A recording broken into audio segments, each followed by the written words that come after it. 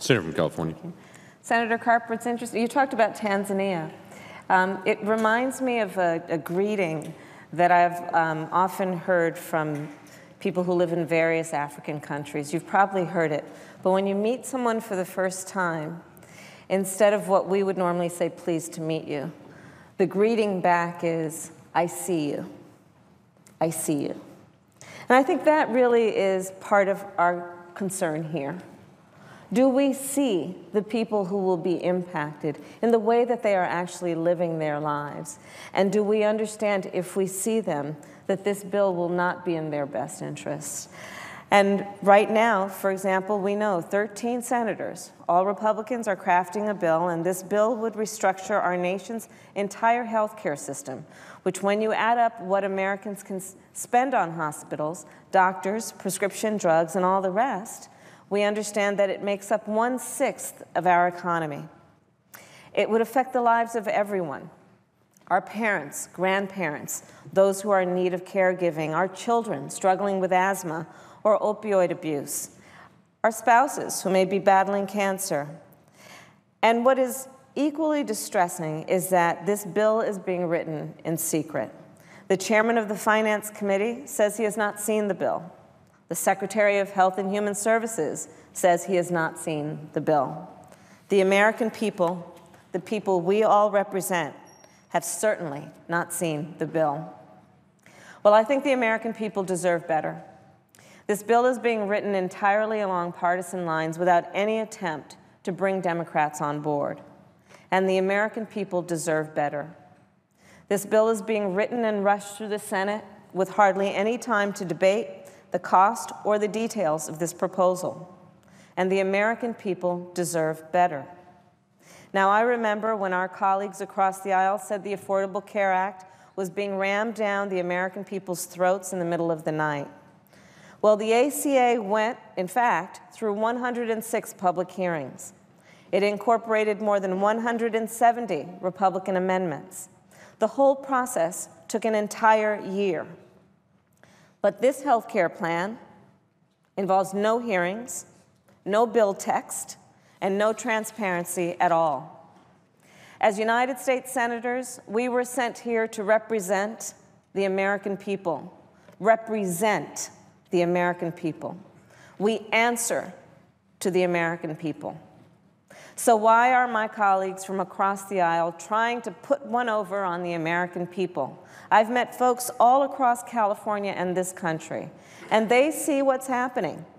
They know that if this bill were as wonderful as its proponents would like us to believe, it would be out in the open. The American people deserve greater transparency. But even though the authors of this proposal have tried to conceal the details of their plan, we know enough to know this bill would be nothing short of a disaster. We know, because we've been told, that it's about 80% the same as the bill that was passed by the House, a bill so catastrophic that even the President of the United States, who hailed its passage, now calls it, quote, mean. We know that it would throw 23 million Americans off their health insurance within a decade, including putting 4 to 5 million Californians at risk of losing coverage. We know it would raise costs for middle-class families and seniors. In every county of California, average monthly premium costs would go up, while financial support to pay premiums would fall. We know it would put Americans with pre-existing conditions at risk and leave people who need maternity care or opioid treatment without coverage, or force them to pay huge out-of-pocket costs. We know it would cut about $834 billion from Medicaid, which means less money for families to pay for nursing homes, to support children with special needs, or to treat substance abuse. Bless you. Thank you. And that is another reason we need the Affordable Care Act to be in place in a way that we fix what's wrong, but we mend what's broken and not repeal it altogether. I recently visited, Mr. President, a really remarkable treatment clinic in Los Angeles. It's called the Martin Luther King Jr. Outpatient Center. Everyone from the doctors to the patients can tell you that when 4,600 Californians are dying every year from substance abuse and opioid overdoses, it is wrong and irrational to cut Medicaid. So it really makes you wonder, why would anyone support this bill? How does this bill help real people with real challenges? At a healthcare rally in Los Angeles back in January, I met a woman named Tanya. Before the ACA, she'd sign up for insurance just long enough to see a doctor. She'd then have a few tests done and fill a prescription. Then she would realize she couldn't pay and couldn't afford to pay for the insurance beyond that. And she said it's, quote, the worst feeling in the world to have to tell your doctor, who is trying to make you well, that you cannot afford the treatment prescribed. Tanya told me, quote, before the Affordable Care Act, living without health coverage was a nightmare in this country. But she went on to say that has all changed. And thanks to the ACA, I can now see a doctor when I need to, monitor my condition, and stay healthy so I can keep working and contribute to our nation's economy. If my colleagues in Congress, and she referred to them as if the Republicans in Congress repeal the law, I don't know what I will do.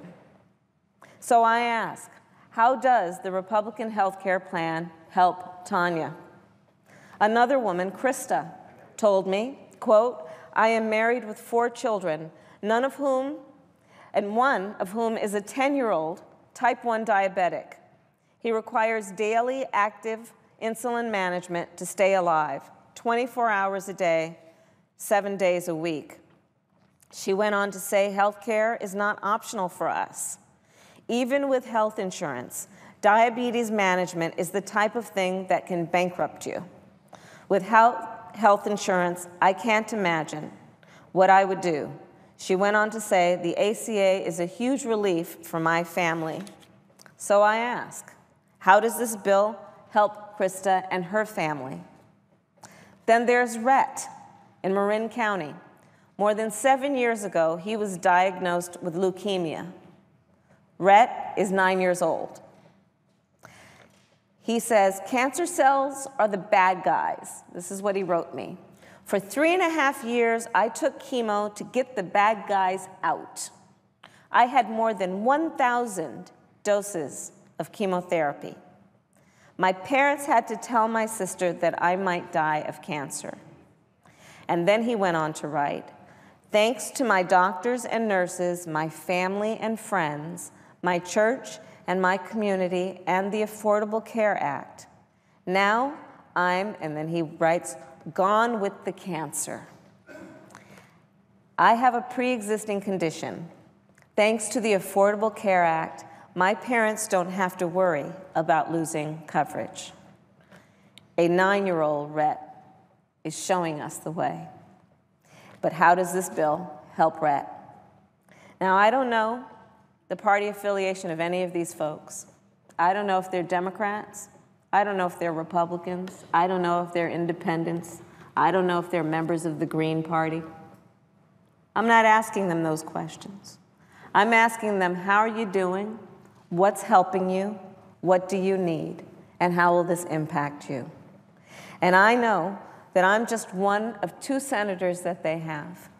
And when it comes to their needs and their need to be represented in the United States Congress, and their need to be heard, and their need to be seen, party affiliation should not matter.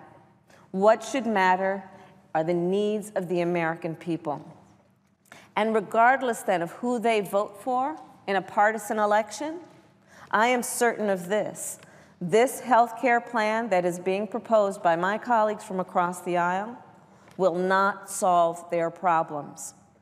And it will only create, in fact, more problems and potentially devastate people's lives.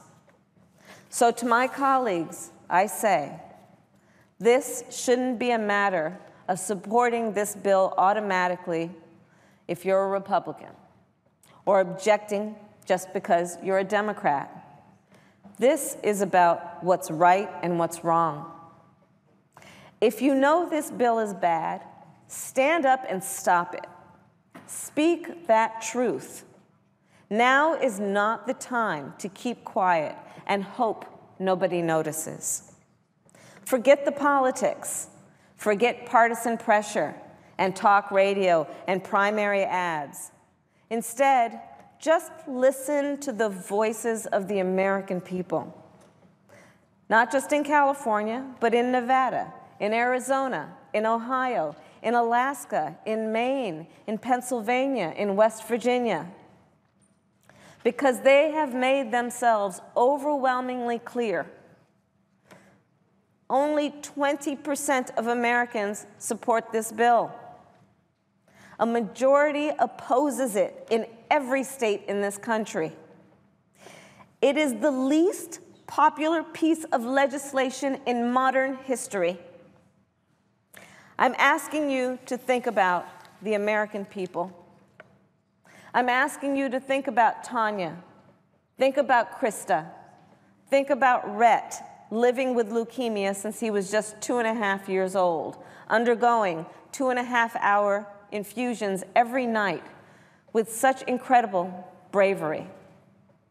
Let the determination of Americans like Rhett bring us together, a 9-year-old boy who tells us in his words, don't repeal the Affordable Care Act, improve it.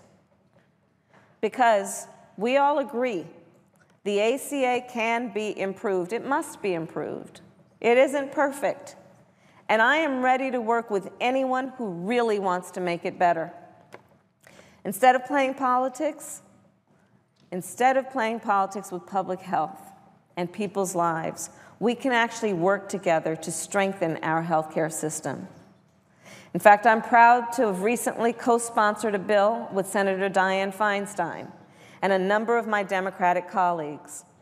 Our bill would make it safer and easier for middle-class Americans to buy insurance if they currently don't qualify for any help paying their premiums.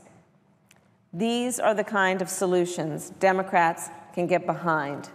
These are the kinds of solutions that would help and not hurt the people we represent. We took an oath to represent all the people. So I am asking every member of this chamber to think long and hard about the consequences of this bill. Think about the responsibility we've been entrusted with. We owe it to the American people to tell the truth, not to hide it. We owe it to the American people to solve real problems, not to manufacture new ones. We owe it to the American people to do the job we were sent here to do. I urge my colleagues, vote down this bill and stand up for the people we represent and serve. I yield back.